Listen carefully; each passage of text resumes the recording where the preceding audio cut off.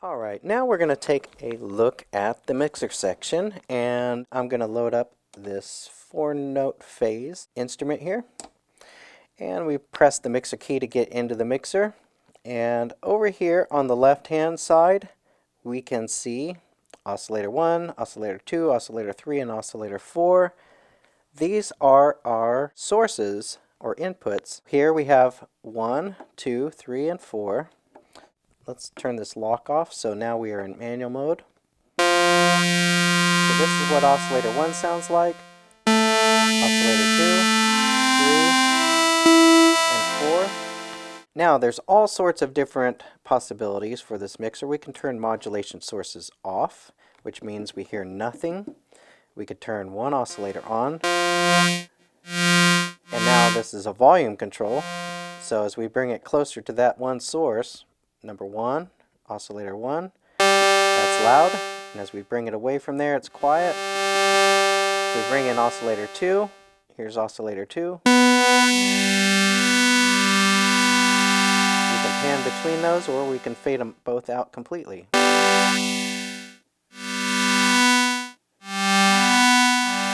So you don't always have to be listening to 4 sources in this mixer. By default, if you press these knobs, you can have them whatever. You press them, they automatically select oscillator 1, 2, and 3, and 4 for the 1, 2, and 3, and 4 positions. Let's go ahead and look at the other possibilities here. So here, we can select oscillator 1 controlled by envelope 1. So basically, oscillator 1 is going into a VCA, and that VCA is being controlled by envelope 1. Let's go ahead and select envelope 1 here. Turn our sustain down.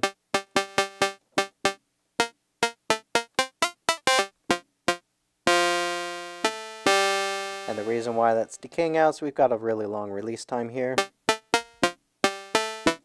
If we wanted to sustain it, maybe we wanted to add some attack.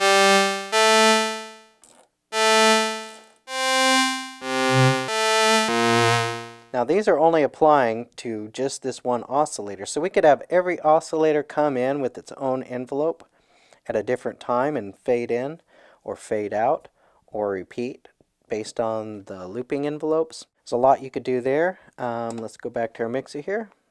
Here we've got oscillator 1, and it's running through a VCA, but this time it's being controlled by the LFO. Let's try that.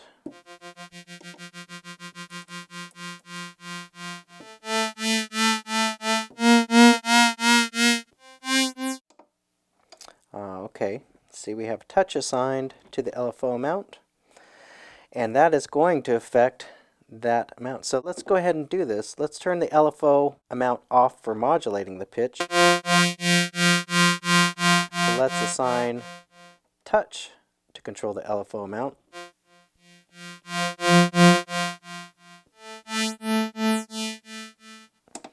That's pretty cool. Let's maybe speed it up.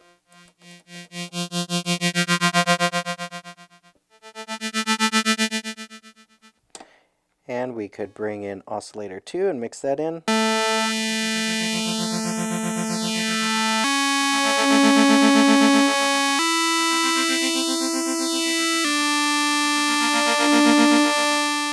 So you could do things like that. We can then ring modulate oscillators 1 and 2. Some of these other inputs have 2 and 3, 3 and 4, and 4 and 1. Again, we're going to clear these out. So let's ring modulate oscillators 1 and 2. Let's go over to frequency. There's 1. Go to 2.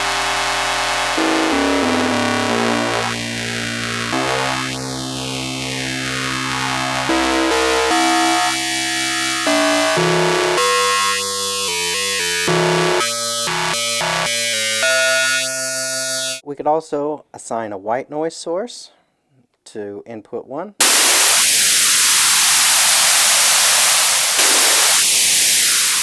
Now what we're hearing there is some modulations in our filter.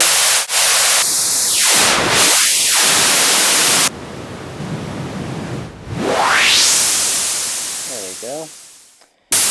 And beyond that, we have white noise controlled through a VCA by the envelope. Envelope 1. Let's go ahead and dial this in. Turn our sustain down. So there we can just create a nice little percussive bit of noise, or we could have a little attack. Maybe we could cause that envelope to repeat.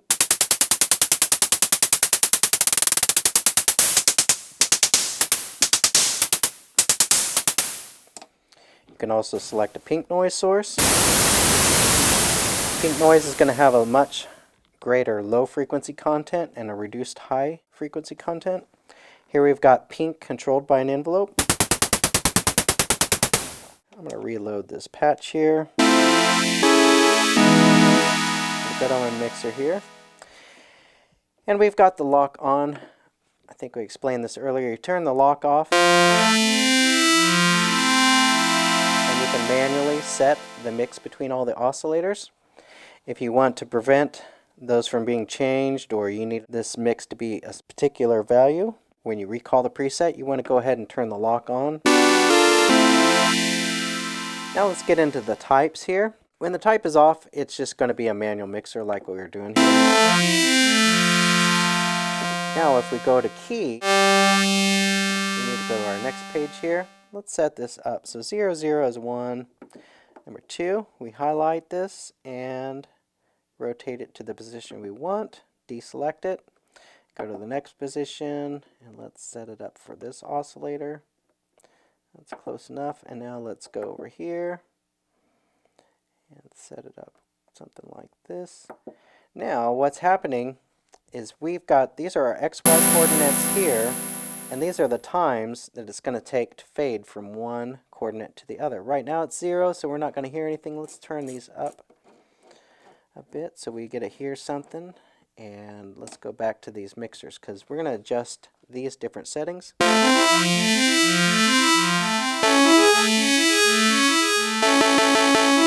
Now there on key, we are re-triggering this mixing, these times here. So every time we hit a key, it's starting out at our step 1 here.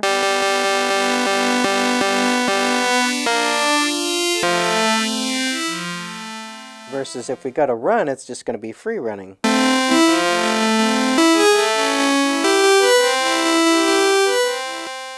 If we go to modulation and we go to the second page, we notice that instead of 4 stages, we only have 2 stages. And so right now, it's selecting between this, and we can set up, let's turn our modulation up to 100%. Let's say we select the LFO 4. We now go to LFO 4, set its rate.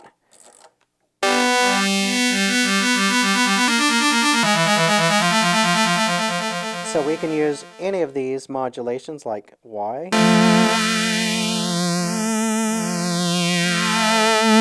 To do our mixing for us. We could use touch.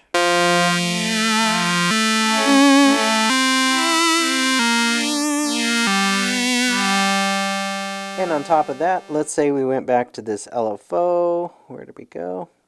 And we could apply a control over top of that LFO. So let's say we do touch.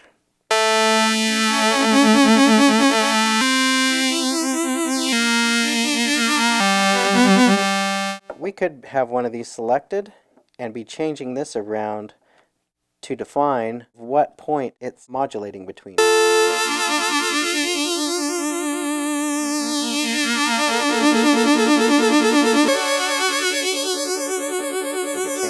Point as well.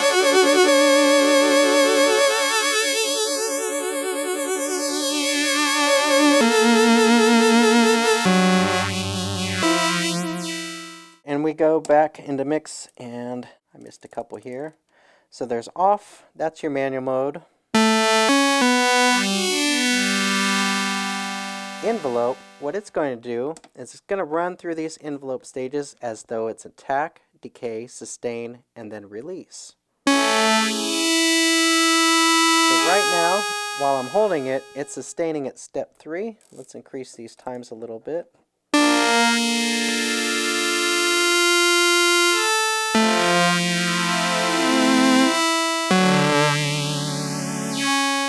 then when I release the key, it's using this time to fade from stage 3 down to stage 4.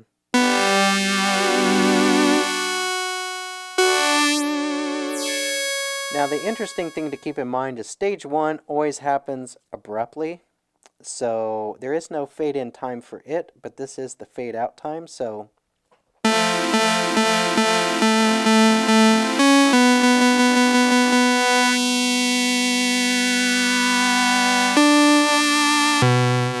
one shot means that it's just going to play through all these stages once, and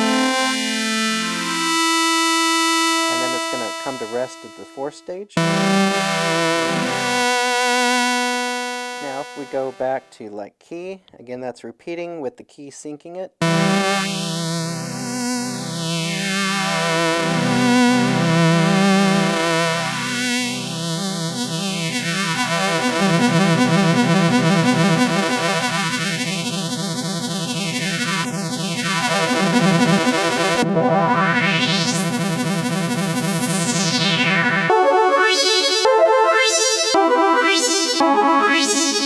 Now something interesting you can do is you can set these times to 0 for like alternating stages, and then you're just going to get decaying type 2 stages.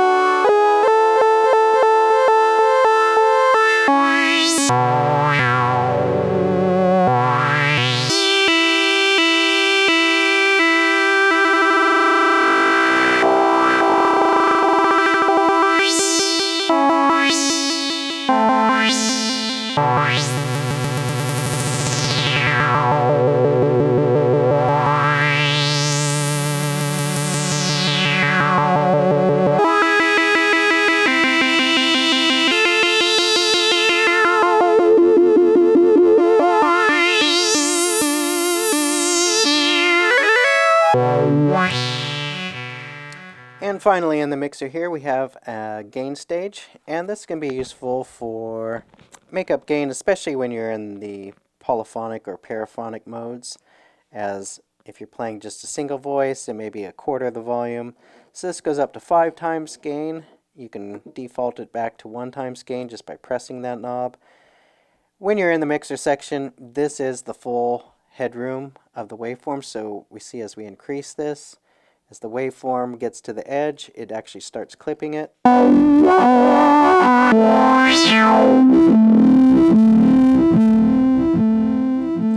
so it's turning it into a square wave before it's actually hitting the filter. And you want to watch your levels there, but I would recommend that you adjust your gain level to be the maximum amount without clipping. So quite a few patches in here are going to take advantage of the vector synthesis, like this one, FM Vector.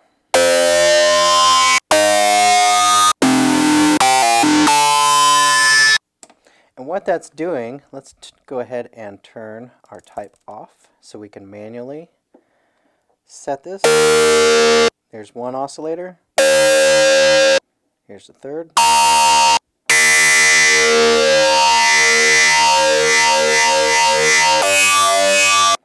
So each one of those oscillators has a slightly different modulation amount, where once we start cycling through those, they kind of give us the impression of feedback. And we can go in here, let's go back here and turn on our modulation, so it's automatically cycling this for us. And we can adjust our times.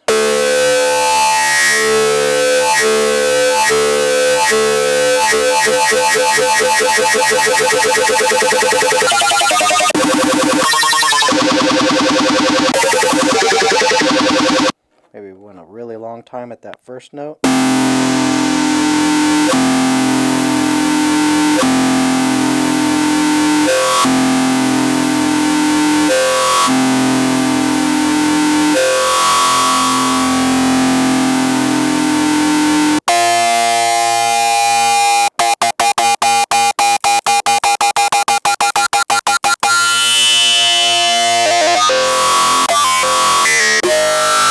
So what I'm pointing out here is that you can take a very complex sound and break it down into, say, 4 parts, and you can sculpt each oscillator to be just that portion of the sound, like the attack, or the second portion, or the third portion, or maybe the release. And in that way you can create very complex sounds.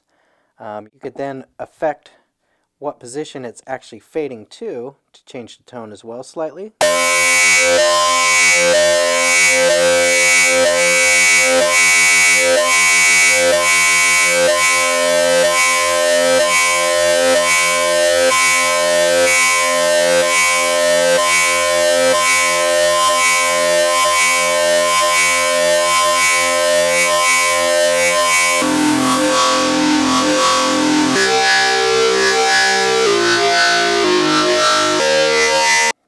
The other thing I'll point out there is, even though this little motion is syncing to our key, if we go ahead and glide like this,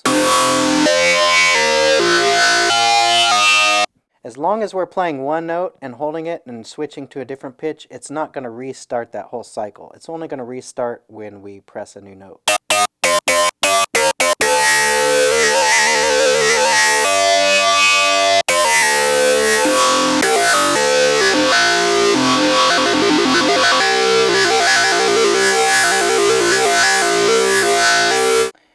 And the other things you could do are like dialing up different tones, or let's say pitches, so that cycling through different pitches, almost like an arpeggiation. Or you can do different waveforms for each oscillator, different modulation amounts. A lot of different ways you can approach this. Let's say instead of an oscillator, let's dial up a noise.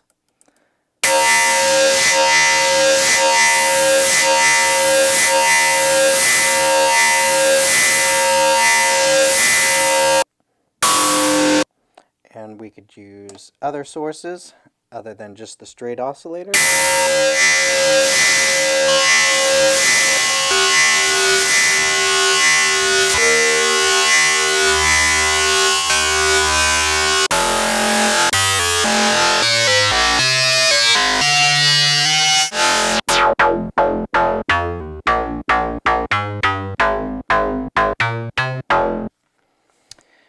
A lot of different things you can do there. Just remember to keep your lock on if you are not in any of those modes or the type is off. And that way, when you recall that sound, it's not relying on wherever the joystick is set for the mixer for what you hear at the time. Instead, it'll just lock it in place, and you'll always hear what you've manually set it to.